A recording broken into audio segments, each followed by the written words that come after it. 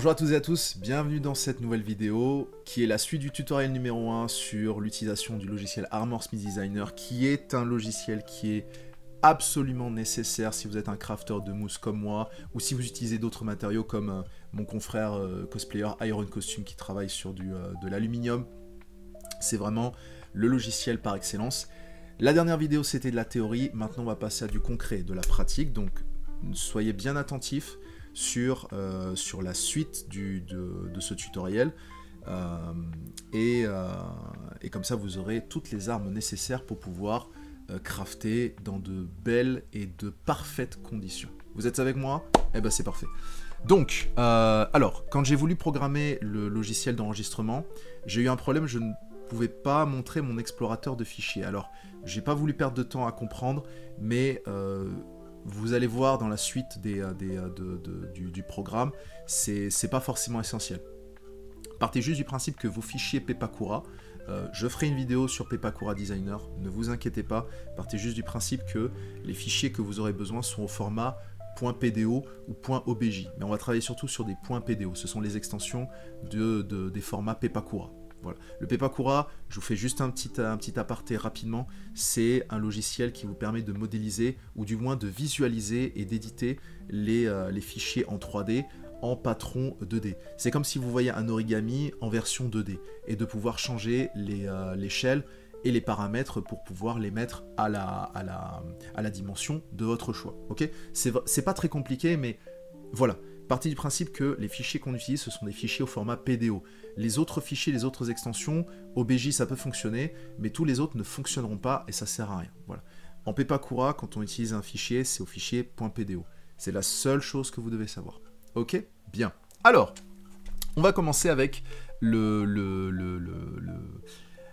design, la conception d'une armure que j'ai déjà faite, que j'aime beaucoup, d'un personnage que j'apprécie, hein, c'est l'univers d'ici, c'est Batman, mais c'est l'armure que vous voyez dans le film Batman vs Superman Dawn of Justice, qui est d'ailleurs un très bon film, hein. Bon, si vous n'êtes pas fan de super-héros, c'est pas grave, mais si vous aimez bien les super, et si vous l'avez jamais vu, franchement, c'est l'un des films du DC Comics qui est le plus quali en soi, je dirais même avant le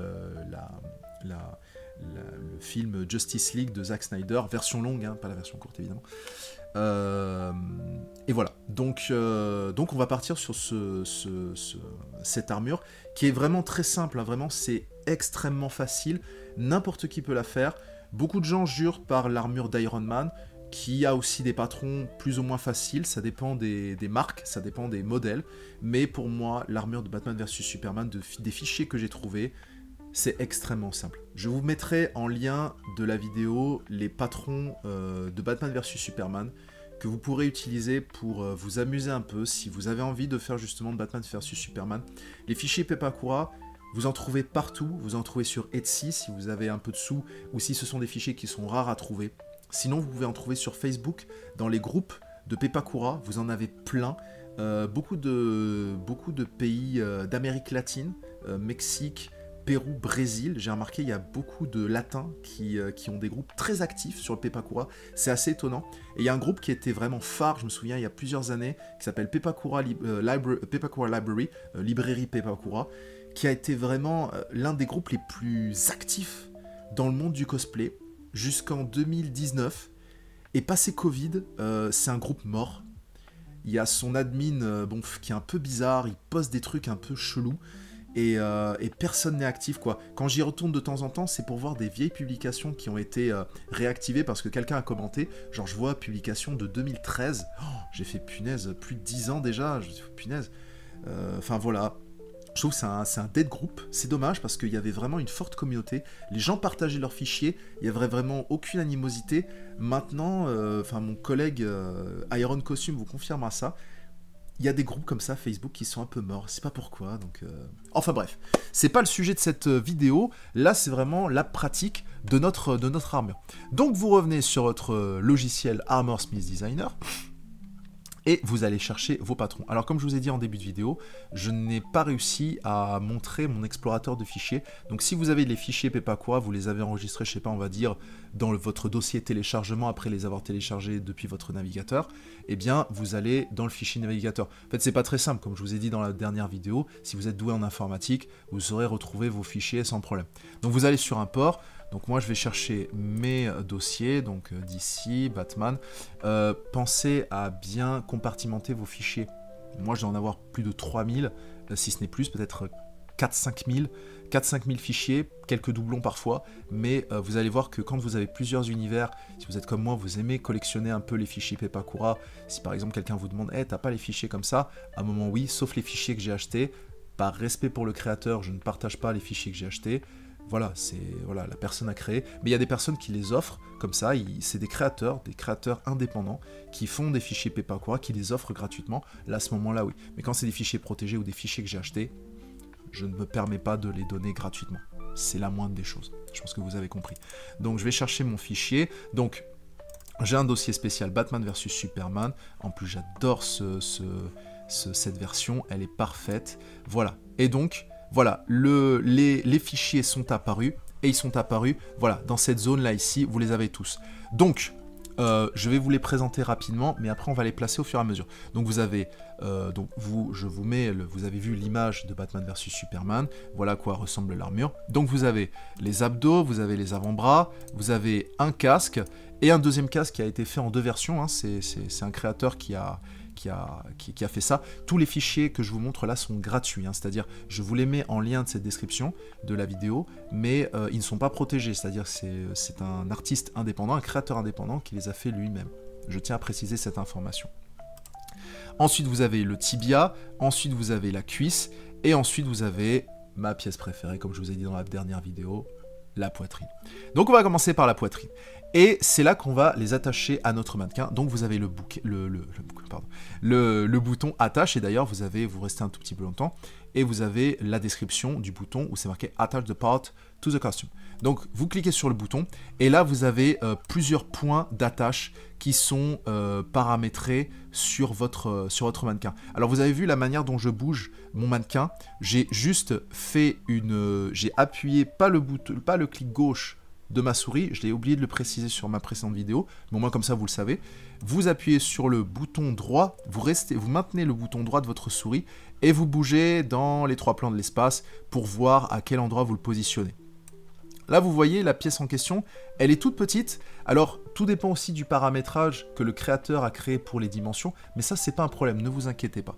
Donc la pièce d'armure, on va pas la mettre devant, on va pas la mettre derrière, on va la mettre au milieu, mais vu que c'est une toute petite pièce d'armure et qu'on ne peut pas la voir, on va la mettre devant, parce que vous allez voir que si je la mets au milieu, eh ben vous n'allez pas la voir. Alors, vous pouvez toujours modifier son échelle, mais je ne vais pas vous l'expliquer maintenant, on va le faire en 2 temps, donc ça on n'en a pas besoin, on peut supprimer, donc vous cliquez sur Supr, et le truc sort. Attention quand vous cliquez sur le bouton supprimer, la pièce que vous avez installée se supprime, mais les pièces que vous avez mis dans le workspace, dans le plan de travail, elles restent toujours.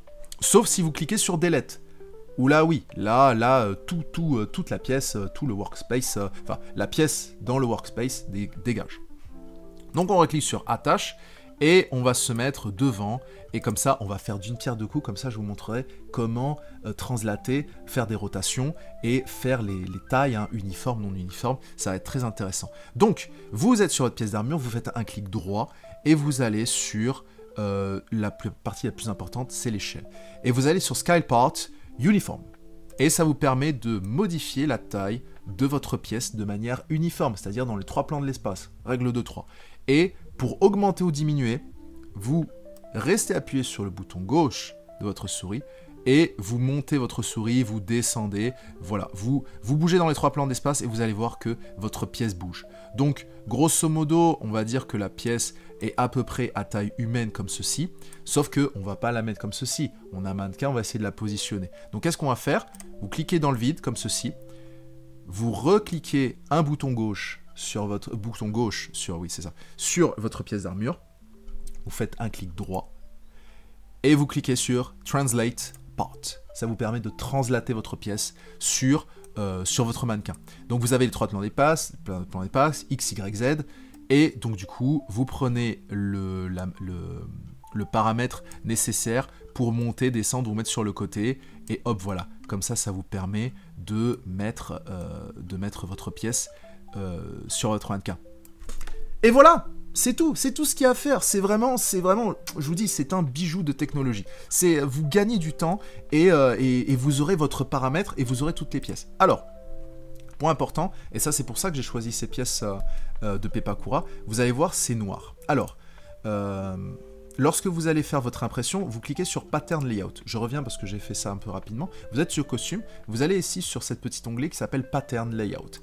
Pattern, c'est les patrons, et vous avez donc les patrons qui vous permettent de voir à peu près comment ressemble votre pièce quand les pièces sont complètement décollées. Et ça ressemble à ça. Et Pepakura Designer, c'est exactement le même concept. Mais je trouve que Pepakura Designer, c'est beaucoup plus fluide que Armor Smith Designer. Bon, on ne peut pas tout avoir, mais au moins, ça vous permet de voir comment vos patrons sont agencés sur votre logiciel. En fait, Armor Smith Designer, c'est génial, c'est que ça vous fait le mannequin et ça vous fait également Pepakura Designer. Vraiment tous les paramètres de Pepakura Designer. À quelques paramètres près quand vous avez besoin de modifier certains détails, mais ça on le verra tout à l'heure. Donc c'est pour ça que j'ai pris ces pièces ces pièces, et ça va être intéressant parce que l'armure est toute noire, et moi, très personnellement, ça m'emmerde, entre guillemets, parce que quand j'ai besoin d'imprimer, eh bien ça imprime tout en noir, et quand on imprime tout en noir, eh bien votre encre, vous allez raquer. Moi ça va, je peux me fournir en encre, c'est pas trop compliqué, mais c'est pas ouf. Donc vous allez dans Editable pour éditer votre pièce, et vous avez un bouton ici. Alors True et False, c'est pour activer, désactiver. Vous inquiétez pas si c'est marqué True, False, peu importe. L'important c'est ce que vous cochez.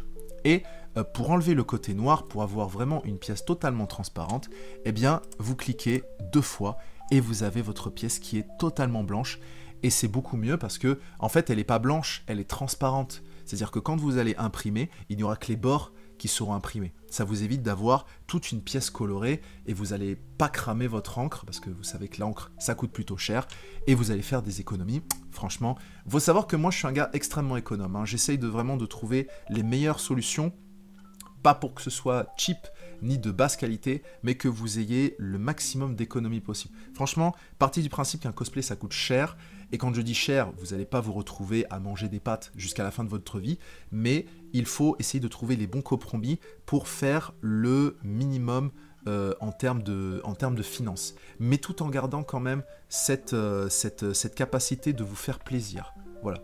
C'est vraiment, voilà, vous allez voir, je vais vous filer des tips vraiment intéressants qui vont vous permettre d'économiser. Dites-vous qu'en plus que si vous économisez, ça vous permet de garder les sous que vous n'aurez pas dépensés dans l'investissement de votre costume pour la convention, pour le péage, pour l'essence, pour l'hôtel, pour le logement, le Airbnb, ou même pour la bouffe en règle générale. Franchement, vous allez faire des affaires avec ça. Je vous le garantis. Alors, on va coller toutes les pièces les unes après les autres tout à l'heure, mais je voudrais juste vous prendre un peu de temps pour vous montrer un peu cette partie qui est similaire à Pepakura Designer. Donc, encore une fois, si vous avez envie de voir votre pièce dans les moindres détails, maintien, clic gauche sur votre souris et vous bougez dans les 3 plans de l'espace. Comme ça, vous voyez à peu près à quoi ça ressemble.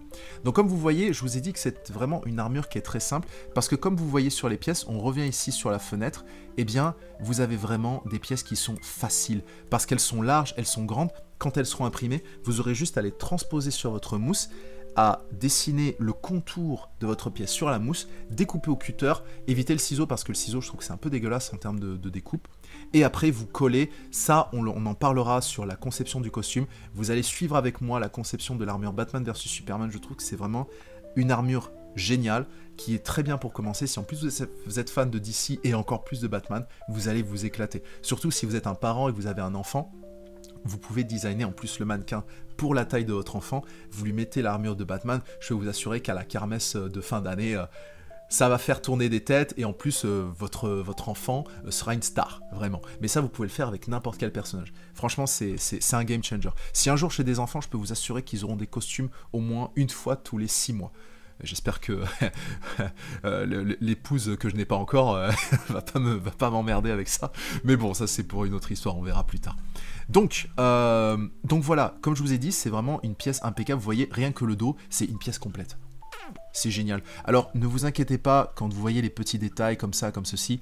Ça, on verra ça ensemble. N'ayez pas peur, c'est vraiment du détail. On s'en fout. Voilà. Et c'est là que ça va être intéressant pour l'impression. Donc, vous voyez les petites cases ici. Ça représente une feuille de papier. Donc, par exemple, vous en avez 1, 2, 3, 4, 5, 6, 7, 8, 9, 10, 11. 11 sur 1, 2 et 3. 11 x 3, 33. On va pas prendre 33 feuilles, ça n'a pas de sens. Donc, ce qu'on va faire, on va s'amuser à changer la disposition des pièces de telle manière à les mettre tous dans un paquet de feuilles, mais en faisant le maximum d'économies. Je vous ai dit que cette vidéo allait être aller prêcher l'économie, et vous allez vous régaler. Alors, un conseil que je vous donne, si vous avez envie de modifier la disposition de vos pièces, gagnez de la place. Modifiez votre écran. Alors pour celles et ceux qui ont un écran très grand, moi j'ai un tout petit écran, c'est un écran de PC, c'est un PC portable, c'est pas super, mais si vous avez un widescreen, ça vous permettra vraiment d'avoir un truc large, beaucoup plus grand. Et un conseil aussi, alors il me semble que Armor Smith Designer est compatible avec beaucoup de systèmes d'exploitation, je parle de Windows bien sûr, à partir de Windows XP ou de Windows 8, si j'ai bonne mémoire. Mais si vous avez un moteur graphique qui est nul à chier, vous allez voir, ça va ramer, ça va vous saouler. Donc voilà, si vous avez un ordinateur, moi le mien, il date de 2018. Ça fait vieux quand même, hein, 2018, mais il tient, hein, franchement, il tient la route. Hein, je le laisse tout le temps branché parce que c'est mon portable pour le Pepakura. Et avant, c'était pour celui de mon travail. Mais voilà, je l'utilise vraiment que pour le Pepakura ou pour Armor Smith Designer. Et voilà, mais voilà, il a un bon moteur graphique, franchement, il est super, il fait le taf, il bug un peu de temps en temps, mais il fait le taf. Mais voilà, si vous avez un moteur graphique à chier, ou une carte mère qui commence un peu à faire la gueule, ça va prendre un peu de temps, ça va vous saouler. Donc, vous revenez, donc voilà, je vous ai dit, vous diminuez votre fenêtre du patron en 3D, vous n'avez pas besoin, ça y est, vous l'avez visualisé, vous savez à quoi ça ressemble.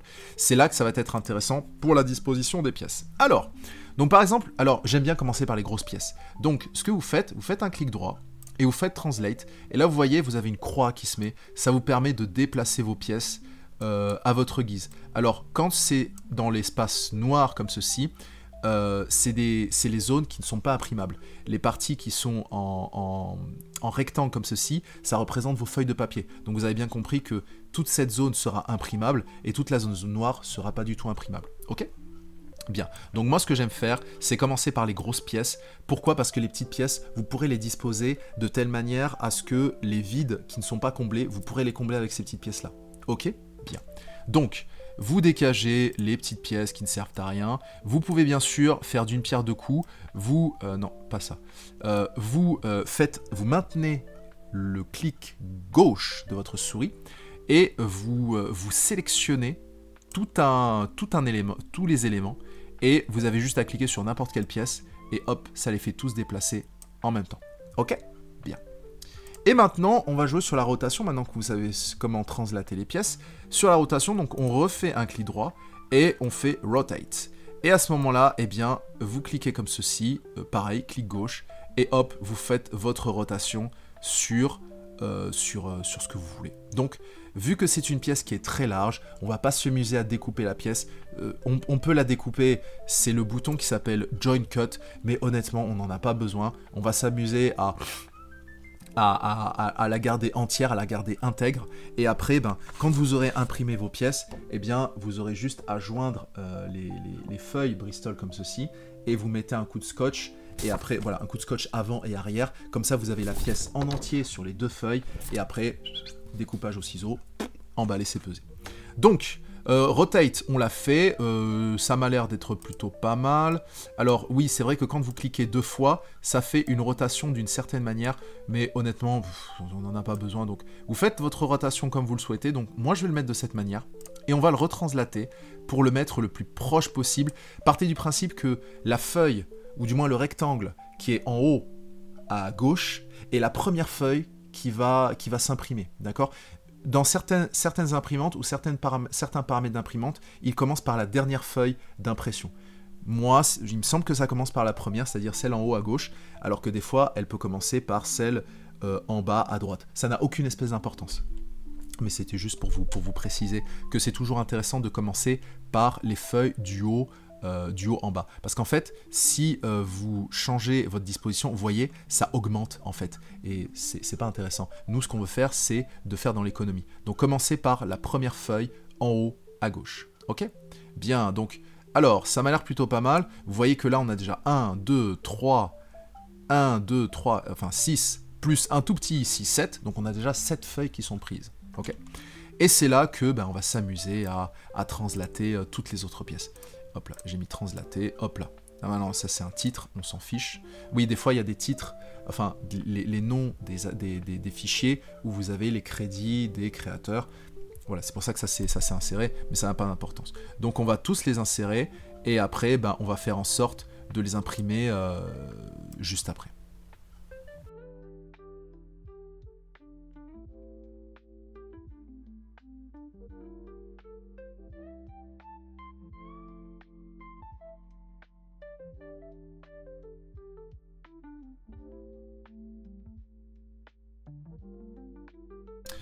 Voilà, on est arrivé à peu près à une disposition des éléments sur notre pièce. Donc vous voyez, on est passé de 33 à 1, 2, 3, 4, 5, 6, 7, 7 x 2, 14.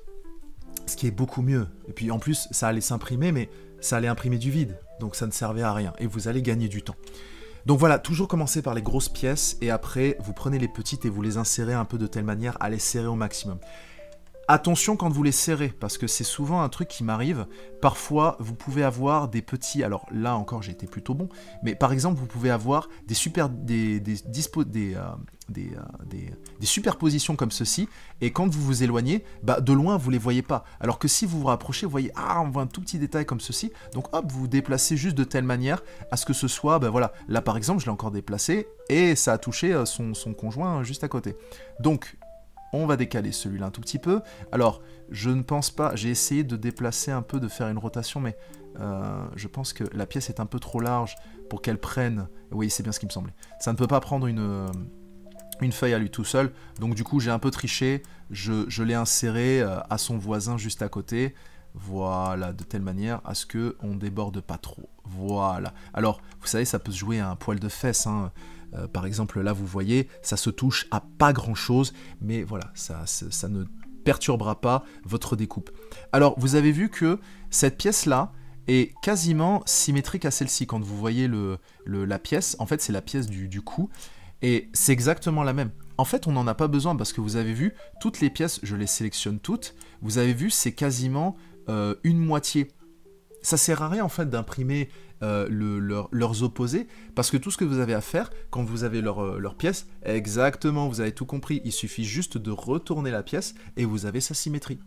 Voilà, tout simplement. Donc c'est pour ça que cette pièce-là, du coup, la partie droite, du coup, c'est celle que j'ai sélectionnée. En vrai, on peut la garder, parce que c'est exactement la même que la gauche, donc on la vire, et puis voilà, donc vous avez toutes vos pièces, sauf celle-ci, mais qui est symétrique à l'autre. Voilà, vous auriez pu changer l'autre pour garder que le côté gauche, mais bon, c'est pas forcément nécessaire. Donc voilà, donc une fois que vous avez tout, d'ailleurs j'étais en train de voir là,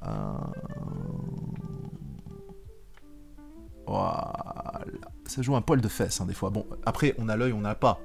Avec l'expérience, ça viendra, et je suis persuadé que vous ferez quelque chose quasiment les yeux fermés. Donc voilà notre pièce complète est prête à être imprimée. Elle est adaptée à votre mannequin.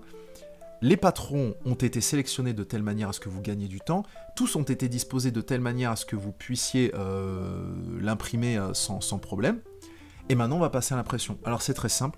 CTRL-P, ou bien vous allez sur... alors, il me semble que c'est... Alors, je fais rarement sur les boutons parce que c'est une perte de temps.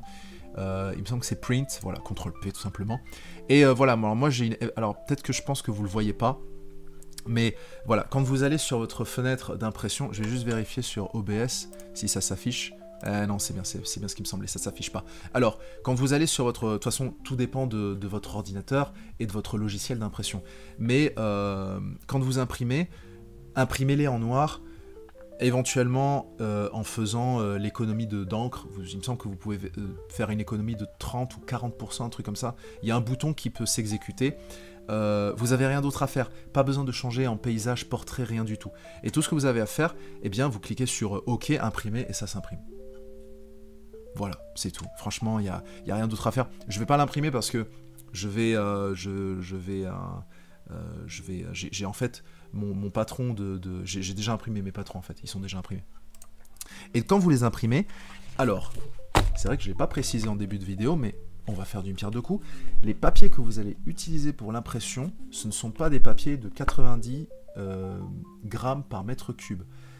Vous savez, les papiers que vous utilisez pour n'importe quelle impression, le papier normal, le standard. Celles que vous allez utiliser, ce sont des papiers avec un grammage plus important, ce qu'on appelle le papier Bristol. Voilà, qui fait entre 120, voire plus 200 grammes par mètre cube. C'est la densité, le grammage par mètre cube. Grammes par mètre cube, c'est la densité. Pourquoi? Parce que si vous imprimez avec un papier standard, vous allez voir que le papier va être extrêmement laxe et c'est pas intéressant pour l'appliquer sur la mousse, ça va se plier, ça va se tordre. Si en plus vous avez un tout petit peu les mains moites ou les mains qui transpirent, eh bien vous allez voir le papier va commencer à se tordre, se plier et ça va pas du tout être très pratique pour découper. Alors que si vous prenez un papier Bristol très très dense, eh bien non seulement vous pouvez l'utiliser dans tous les sens, mais en plus de ça, vous pouvez conserver les papiers et l'utiliser un peu plus tard. C'est pas un papier qui va se déformer avec le temps, c'est un papier qui va rester rigide, vraiment ferme. Et ça, c'est vraiment intéressant, surtout pour les toutes petites pièces, vous voyez, les petites pièces un peu, ce que j'appelle les pièces un peu bâtardes. Quand vous l'appliquez sur votre mousse, si en plus l'épaisseur de la mousse est très très très dure, j'ai essayé une fois, c'était une horreur. Donc je ne jure que par le Bristol. Conseil pour le Bristol, alors moi j'en ai acheté un tas et ça c'est rien, en fait ça c'est 1/20 de ce que j'ai acheté, je l'ai trouvé sur Vinted pour, je sais pas, c'était un ancien professionnel de papeterie qui les vendait. J'en ai eu pour, je sais pas, peut-être 1000 feuilles pour 10 €, alors que normalement un paquet de 100 grammes chez Auchan ça coûte 7 €. Je me souviens à une époque ça coûtait 3 €, 4 €, je vous dis ça, c'était il y a 8-9 ans. Maintenant, c'est devenu n'importe quoi. Vous pouvez toujours trouver des affaires, soit c'est Discount, Amazon. Voilà, vous prenez du 21 x 29,7 et en dimension avec un grammage pas en dessous de 100. Mais j'ai envie de vous dire, même pas en dessous de 120. Voilà. Si vous voyez marqué Bristol, carreau, pas carreau, on s'en fout. Voilà, couleur, pas couleur, peu importe. Le plus important, c'est que vous ayez vraiment une feuille rigide, de telle manière à ce que quand vous l'imprimez, ça part vraiment et ce soit dur, pour que vous puissiez après le transposer sur votre mousse, faire les contours directement et utiliser votre cutter, votre découpeur pour pouvoir après assembler les pièces. Donc voilà, et ben voilà, je pense avoir fait le tour de la question. Donc on va s'amuser à mettre les autres pièces des costumes et ensemble vous allez voir que votre armure sera quasiment prête. Donc on va mettre les abdos, hop là, on les attache, donc pareil, vous avez bien vu que, alors, on aurait pu le mettre ici, alors je vais vous montrer juste la technique, si vous avez une pièce qui est très petite de dimension et qu'elle disparaît, entre guillemets, à l'intérieur du corps de votre mannequin, donc vous le mettez et vous voyez, il y a toujours le carré qui représente la taille de votre armure, vous faites un clic droit, vous faites Scale Part, Uniforme, et vous l'augmentez, et hop, ça y est, elle apparaît directement. Donc voilà, en plus, ça apparaît quasiment presque à la position que je voulais. Je descends juste un tout petit peu, et hop, voilà, vous l'avez. Alors, quand vous voyez, vous augmentez un tout petit peu, vous voyez, il y a cette espèce d'entrebâillement comme ceci qui est plutôt large. Alors là, c'est vraiment un jeu d'équilibre, hein. Là, je trouve que les abdos sont un tout petit peu trop larges, donc vous diminuez un tout petit peu. Il faut savoir que les abdos et la ceinture sont connectés sur ce fichier. Vous en avez d'autres où les abdos sont totalement indépendants de la ceinture. Mais voilà, d'un fichier à un autre, ça peut changer. Donc vous modifiez un tout petit peu, et là, vous voyez, ça revient à l'intérieur du corps. Mais par contre, c'est très simple. Vous refaites un clic droit, Translate Part, vous utilisez la courbe des X, on va dire que c'est la courbe des X, et vous voyez là, l'entrebâillement est un peu plus diminué. Et ça encore, ce qui est bien, c'est qu'avec la ceinture, au pire, si c'est un peu large, c'est pas grave. On coupera à l'arrière et on rapprochera un peu plus les parties de telle manière à ce que ça puisse bien vous cintrer, hein, pour ainsi dire. Donc voilà, et on va faire la même chose pour le reste. Hop, les bras. Alors, les bras, vous allez voir, c'est un peu plus compliqué pour le bras. Alors, ça a été un peu, pas ma bête noire, mais ça a été un peu plus compliqué. Je vais vous expliquer pourquoi. Donc on va faire une rotation, encore une fois. Non, hop là, rotation. Tac, comme ceci, voilà. Je pense que c'est à peu près similaire. Alors voilà, c'est ça le problème. Et c'est là qu'on va revenir sur, vous vous souvenez, Edit Pose. On va recliquer sur notre avant-bras et tac, voilà. Et là, vous voyez, on est à peu près... Alors, n'hésitez pas vraiment à utiliser votre curseur, à maintenir avec le bouton clic droit et à bien regarder chaque zone de telle manière à ce que, par exemple, vous n'ayez pas, je sais pas, on va dire, on va décaler un tout petit peu. J'exagère un peu, peut-être pas cette zone-là. Voilà. Vous voyez, votre bras apparaît.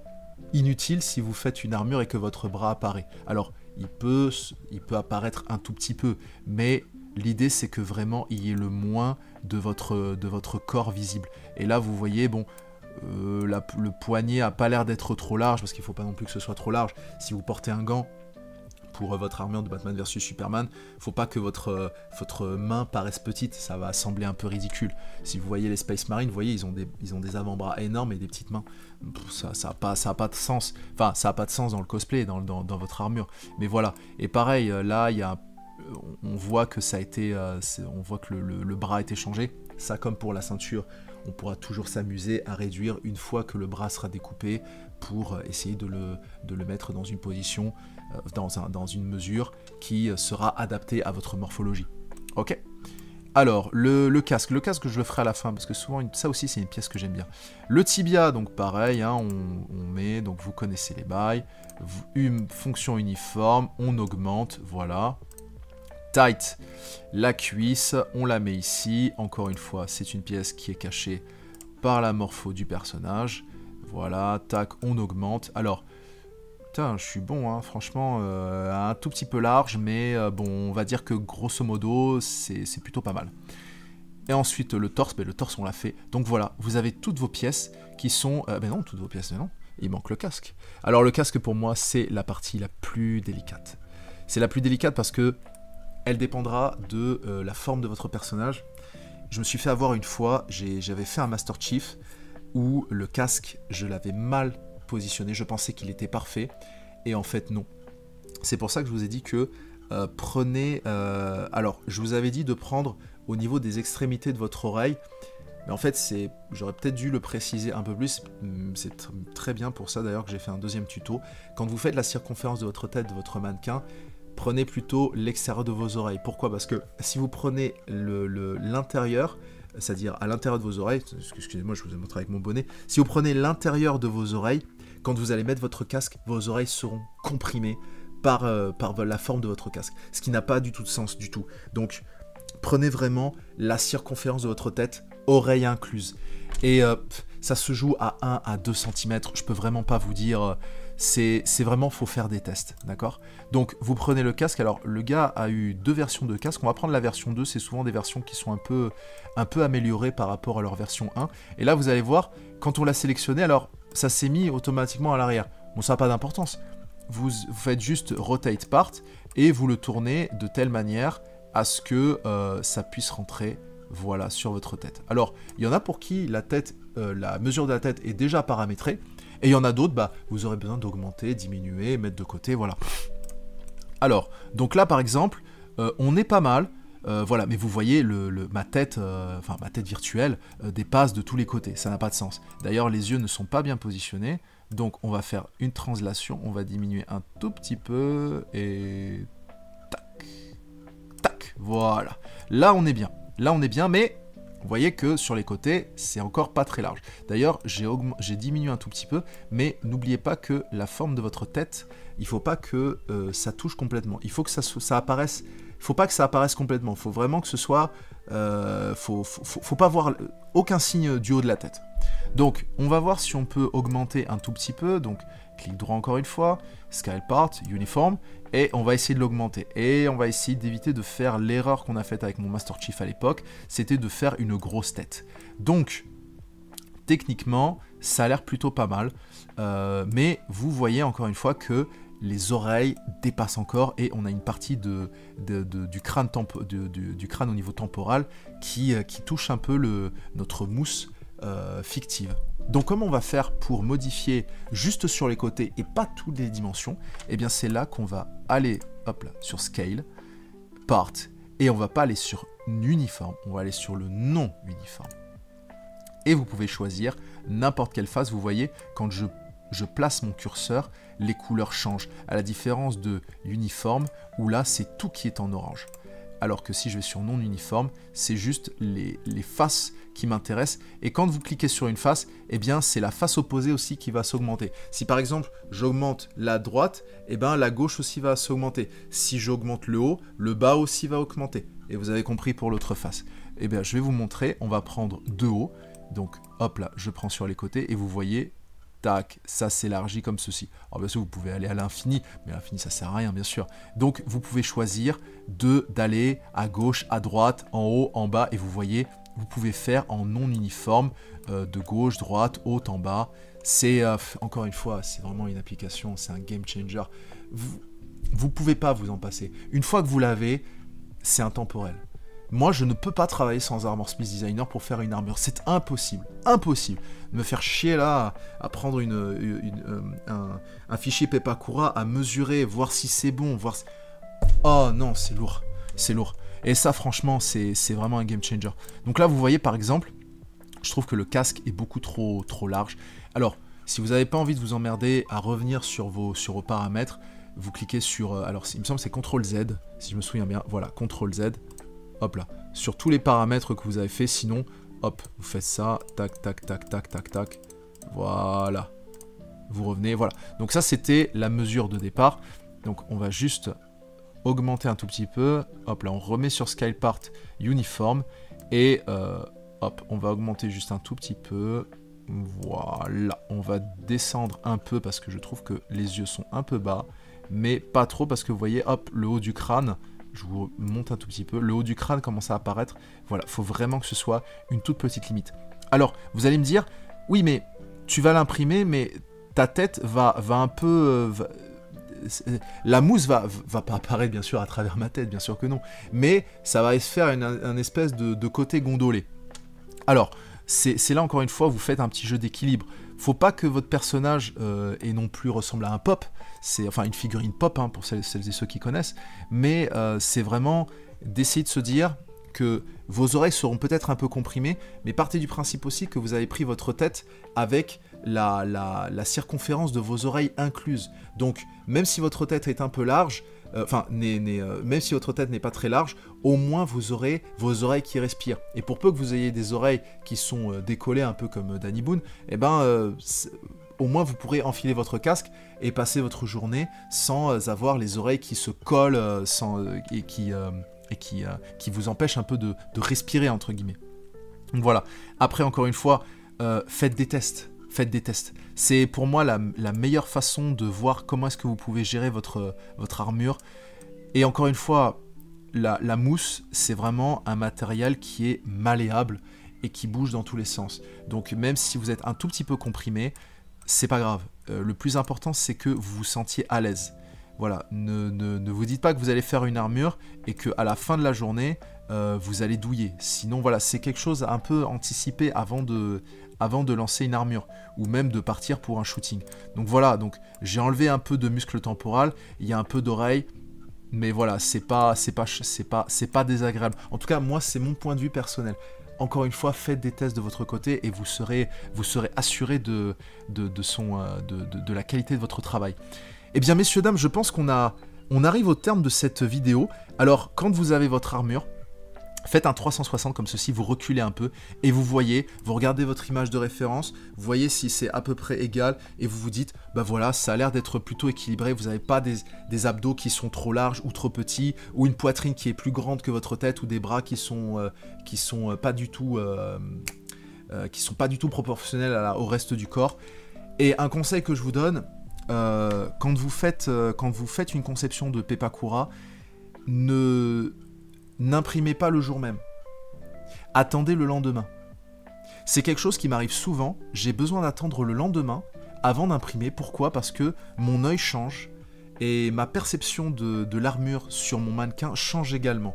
Parce que je me dis, dis donc, c'est bizarre, j'ai l'impression que il y a quelque chose qui diffère. Mon œil d'avant n'était pas le même de l'œil d'hier. Mon œil d'avant n'était pas le même que l'œil d'aujourd'hui, ou l'œil du futur. C'est vraiment très très personnel, et ça m'arrive à chaque fois. À chaque fois, j'ai l'impression qu'il y a toujours... Ça se joue vraiment à 1 millimètre, mais ça me permet au moins de me dire que l'armure sera plus proportionnelle que celle que j'avais anticipée pendant la conception du costume et pendant l'installation des pièces sur le mannequin. Voilà. Après, comme je vous ai montré, là vous avez des pièces noires, vous avez juste à cliquer sur la pièce en question, donc abdos par exemple, et vous allez sur Show Texture, et vous enlevez, ça vous permet de voir, on va mettre tout en blanc, hein, comme ça vous voyez à peu près à quoi ça ressemble. L'idée c'est que vous ayez une visibilité totale sur à quoi ressemble l'armure dans une couleur unie. Donc voilà, ça ressemble à ça, voilà, votre personnage est quasiment prêt. Alors, étrangement, sur ce modèle, sur ce lot de fichiers, il n'y avait pas les pieds. Ça, les pieds, vous pouvez en trouver n'importe quel autre personnage qui rentrerait pareil. Vous prenez Iron Man, c'est très bien, les pieds sont à peu près similaires. Voilà. Vous en avez plein, mais je trouve que voilà, vous prenez de la distance en dézoomant un tout petit peu et vous voyez à quoi ça ressemble, et je trouve qu'on est plutôt pas mal. Et même ce que vous pouvez faire, vous pouvez mettre votre doigt pour cacher les zones qui ne sont pas, où des pièces ne sont pas attachées. Ça vous permet justement de voir à peu près comment ça ressemble une fois que vous êtes tout habillé. Et je vous dis encore une fois, je ne cesserai de le répéter, c'est vraiment une application essentielle si vous avez envie de faire du cosplay. Je ne fais absolument, oui j'ai oublié de le préciser en début de ma toute première vidéo, je ne fais aucune promotion de Armor Smith Designer. Je n'ai aucune affiliation avec The Armored Garage. Visiblement, médiatiquement, il est mort. Médiatiquement, hein, j'ai bien précisé. Mais voilà, j'ai aucun partenariat, aucune collaboration. D'ailleurs, j'ai jamais été fan... si un jour ma chaîne YouTube commence à devenir un peu plus importante, j'ai jamais été fan de me dire qu'un jour je ferai des collaborations ou des participations. Si je dois en faire, ce sera peut-être sur des produits que j'aurais fait moi-même, mais voilà, ça ne m'intéresse pas plus que ça. Sauf si je vois que la qualité d'un produit que je vais présenter qui ne m'appartient pas est vraiment qualitative et vous permet de pouvoir faire des armures ou de pouvoir faire des conventions ou de créer vos cosplays en toute conscience. Voilà. Ça me plaît pas trop de faire de la pub, c'est pas trop mon délire, j'aime pas ça. J'ai toujours eu une aversion de la part de certains youtubeurs de faire de la promotion de produits. Chacun fait comme il veut, hein, honnêtement, hein, mais moi c'est pas du tout mon délire. Et en plus de ça, vous n'êtes pas spammé par des publicités débiles. Donc voilà. Voilà, mesdames et messieurs, je pense que nous avons fait le tour. C'était la fin de ce tutoriel sur Armor Smith Designer. N'hésitez pas à la partager autour de vous sur toutes les personnes qui ont besoin de conseils sur la conception d'une armure. Comme je vous ai montré, c'est une application qui est extrêmement simple, il n'y a besoin d'avoir absolument aucune connaissance en informatique. Il suffit juste de maîtriser un tout petit peu l'anglais, mais vraiment le minimum syndical. Et après, ben let's go quoi. Voilà. En tous les cas, c'est aussi la fin de ce tutoriel, c'est aussi le début de mes prochaines vidéos sur la conception de l'armure Batman vs Superman. Ce seront des vidéos où je parlerai quasiment pas. Ce sera des vidéos où ce sera filmé en vitesse accélérée, où vous pourrez voir toute l'avancée du programme de mon armure Batman vs Superman. Et voilà, si vous avez des questions, si vous avez des interrogations, si vous voulez connaître un peu plus de détails sur Armor Smith Designer, n'hésitez pas à l'écrire en commentaire ou à m'envoyer un message sur mon Instagram, jazz-infinity-153. Je vous raconterai un jour pourquoi l'histoire de 153, c'est un peu nul, mais c'est une petite anecdote personnelle. Et si vous avez voilà, des doutes, des questions, n'hésitez pas à me poser des questions. Plein de gens, pendant la convention du Paris Comic Con, pas de Paris Comic Con, pardon, Comic Con France, rien à voir, Comic Con France, sont venus me voir en me demandant mais comment j'ai fait mon armure. Et c'est vrai que quand j'ai fait ma pause cosplay, beaucoup de gens avant, quand j'étais un peu plus actif dans le cosplay game, c'est-à-dire entre 2015 et 2019, beaucoup de personnes en convention me posaient la question. Et à chaque fois, je promettais de faire une chaîne YouTube. J'en avais fait une à un moment donné. Et j'ai supprimé toutes mes vidéos parce que c'était une période où je n'étais pas très bien. Je ferai une vidéo d'ailleurs, un mini podcast peut-être sur qu'est-ce qui s'est passé là avant, après. Beaucoup de gens m'ont posé la question où est-ce que j'étais.